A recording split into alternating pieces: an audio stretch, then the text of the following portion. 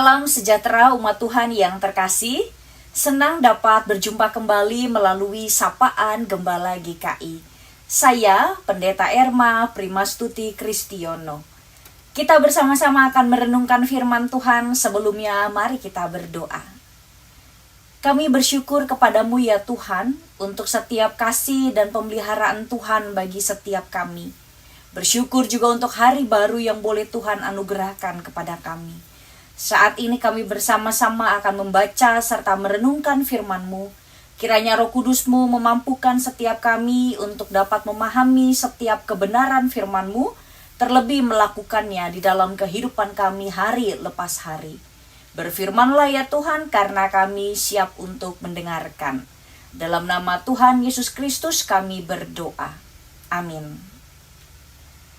Perenungan kita pada hari ini dengan tema lidah sama dengan berkat dan kutuk. Menurut Yakobus 3 ayat 6 sampai dengan 10. Lidah pun adalah api. Lidah merupakan suatu dunia kejahatan di antara anggota-anggota tubuh kita. Sesuatu yang menodai seluruh tubuh dan membakar roda kehidupan kita. Sedangkan lidah itu sendiri dibakar oleh api neraka.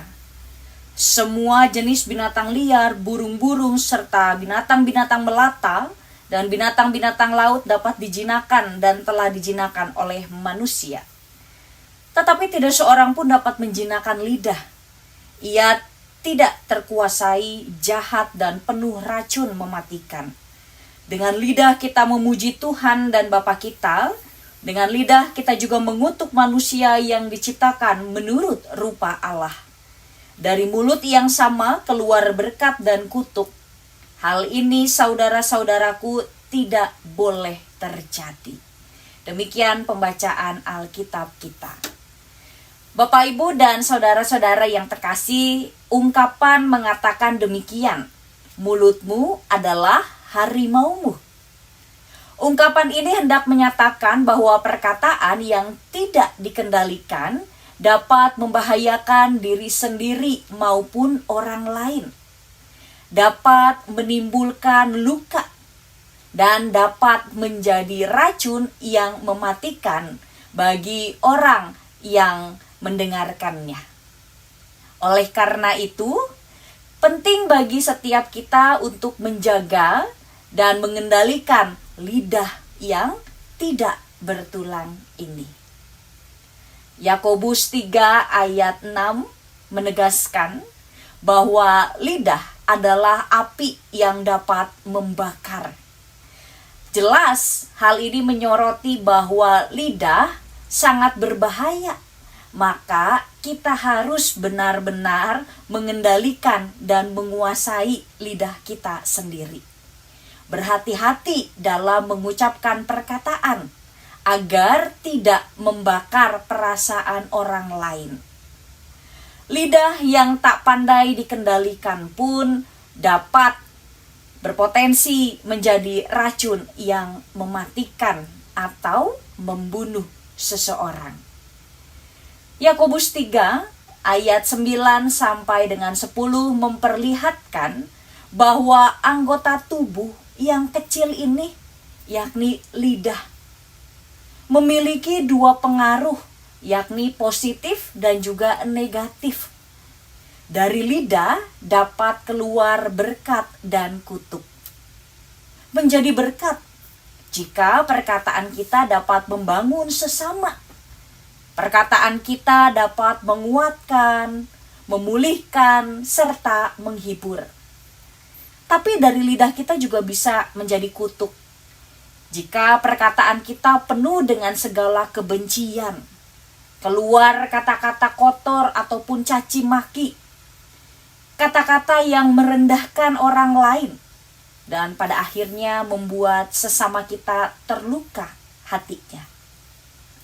Bapak, Ibu, dan saudara-saudari yang terkasih, dalam Minggu Prapaskah ini, mari kita metanoia, berbalik kepada Tuhan di dalam pertobatan dan penyesalan.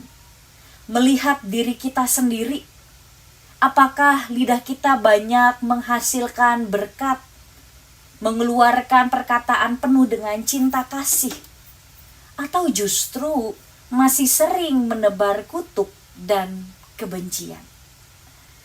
Hari ini kita bersama-sama akan belajar. Yang pertama adalah mengendalikan lidah. Hendaklah kita berhati-hati ketika sedang berbicara. Kendalikan lidah kita. Keluarkan kata-kata yang memulihkan, membangun, serta menghadirkan penghiburan dan menguatkan sesama. Jika lidah tidak dikendalikan, akan menjadi racun yang membunuh kehidupan dan membakar perasaan orang lain. Apa yang keluar dari perkataan merupakan cerminan apa yang ada di dalam hati. Aturlah sedemikian rupa yang keluar dari perkataan kita, sehingga yang keluar dari mulut kita adalah kata-kata yang penuh dengan cinta kasih.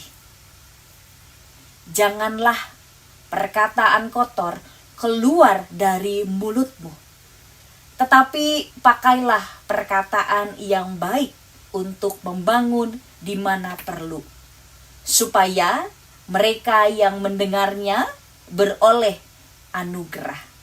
Efesus 4 ayat 29. Lalu hal yang kedua, berpikir sebelum berbicara. Mana yang benar? Berpikir dahulu baru berbicara, atau berbicara dahulu baru berpikir? Tentu berpikir dahulu sebelum berbicara. Menyaring apa yang pantas dan tidak pantas untuk diperdengarkan. Mari rendahkanlah diri kita untuk terus berpikir sebelum berbicara, sehingga perkataan yang nantinya keluar penuh dengan hikmat dan kebijaksanaan. Hati orang benar menimbang-nimbang jawabannya, tetapi mulut orang fasik mencurahkan hal-hal yang jahat. Amsal 15 ayat 28. Kiranya Tuhan menganugerahkan kepada setiap kita hikmat dan kebijaksanaan untuk dapat terus mengendalikan lidah kita, sehingga setiap perkataan yang keluar dapat memberi kekuatan, memulihkan, serta menghibur, dan dapat seturut dengan kehendak Tuhan. Tuhan memampukan dan memberkati kita semuanya. Amin. Kita bersatu di dalam doa. Kami bersyukur kepadamu ya Tuhan, untuk firman yang boleh bersama kami dengarkan, yang mengingatkan kepada setiap kami untuk dapat mengendalikan lidah kami. Pimpin dan kuasailah ya Tuhan kehidupan kami, sehingga apa yang boleh keluar dari perkataan kami ialah seturut dengan kehendak-Mu saja. Terima kasih ya Tuhan, hanya ke dalam tangan penyertaan-Mu kami berdoa menyerahkan seluruh kehidupan kami. Amin.